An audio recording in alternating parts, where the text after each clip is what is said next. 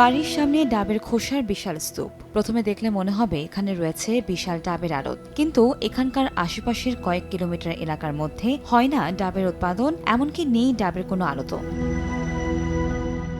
চাঁপাইনবাবগঞ্জের নাচর উপজেলার নিজামপুর ইউনিয়নের ধরইল দিঘিপাড়া গ্রামের ডাব বাবা খ্যাত চিকিৎসক আমিন কর্মকারের বাড়ির সামনের চিত্র এটি। গত কয়েক মাস ধরে ডাবের পানি পড়া দিয়ে বিভিন্ন রোগের চিকিৎসা করানোর পর বাড়ির উঠানে জমা হয়েছে এসব ডাবের খোসা।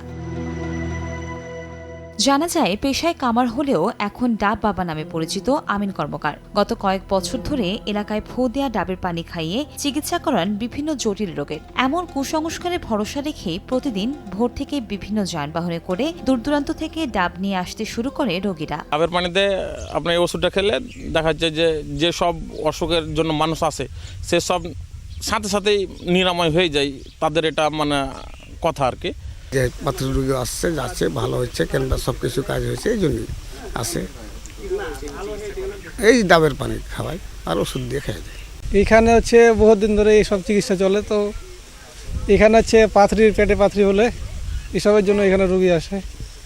লোকজন হচ্ছে অনেক রকমের আসে, বেশিরভাগটা হচ্ছে ভালো হয়, মানে 95% রুগী ভালো হয় এখানে।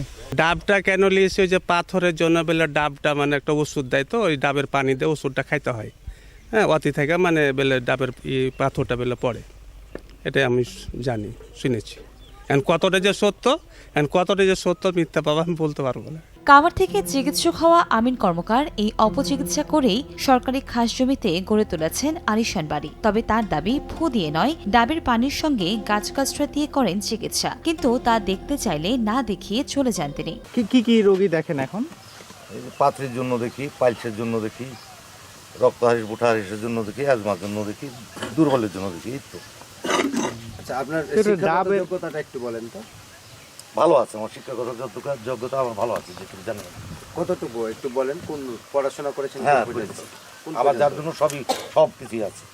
কোন পর্যন্ত করেছেন একটু বলেন। আমি যাই পর্যন্ত করি আমার সব আছে।